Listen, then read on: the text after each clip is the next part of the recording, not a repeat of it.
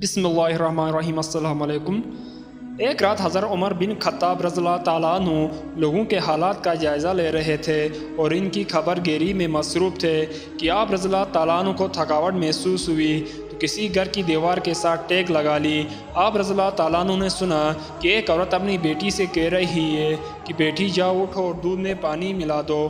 بیٹی نے کہا، اماں آپ کو معلوم نہیں کہ امیر المومنین حضرت عمر بن خطاب نے اس سے منع کیا ہے؟ اس کی ماں نے کہا، اے بیٹی جاؤ بھی دودھ میں پانی ملا دو، عمر رضی اللہ تعالیٰ عنہ تو ہمیں نہیں دیکھ رہا ہے۔ اس لڑکی نے جواب دیا کہ اماں اگر عمر رضی اللہ تعالیٰ عنہ ہمیں نہیں دیکھ رہا تو عمر رضی اللہ تعالیٰ عنہ کا رب تو ہمیں دیکھ رہا ہے۔ حضرت عمر بن خطاب کو اس نیک لڑکی کی بات بہت پسند آئی۔ اپنے غلام اسلم کو جو اس وقت ان کے ہمراہ تھے فرمایا، اے اسلم اس دروازے کی شناخت رکھنا اور یہ جگہ بھی یاد رکھنا۔ پھر وہ دونوں آگے چل دیے۔ جب صبح طلوع ہوئی تو حضرت عمر رضی اللہ تعالیٰ عنہ فرمایا، اے اسلم وہاں جا اور معلوم کرو وہ کہنے والی لڑکی کون ہے اور اس نے کس عورت کو جواب دیا اور کیا ان کے ہاں کوئی مرد ہے۔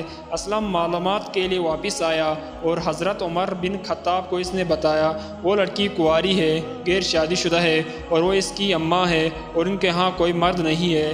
حضرت عمر رضی اللہ تعالیٰ عنہ نے اپنے بچوں کو بلایا اور ان کو حقیقت حال سے آگاہ کیا۔ پھر فرمایا، کیا تم میں سے کسی کو عورت کی حاجت ہے تو میں اس کی شادی کر دوں، اور اگر تمہارے باب میں عورتوں کے پاس جانے کی طاقت ہوتی تو میں تم میں سے کوئی بھی اس لڑکی سے نکاح کرنے میں مجھ پر سبقت نہ لے جاتا۔ حضرت عبداللہ رضی اللہ تعالیٰ عنہ نے کہا کہ میری تو بیوی ہے۔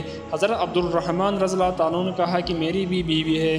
حضرت عاصم رضی اللہ تعالیٰ عنہ نے کہا کہ ابا جان میری بیوی نہیں ہے، آپ میری شادی کر دیں۔ چنانچہ حضرت عمر رضی اللہ تعالیٰ عنہ نے اس لڑکی کو پیغام نکاح بھیجا اور اپنے بیٹے عاصم سے اس کی شادی کر دی۔ عاصم کی یہاں بیٹی پیدا ہوئی جو حضرت عمر بن عبدالعزیز رحمۃ اللہ علیہ کی والدہ بنی۔ حضرت عمر بن عبدالعزیز مروان کے سب سے زیادہ عادل حکمران اور 5ویں خلیفہ راشد تھے۔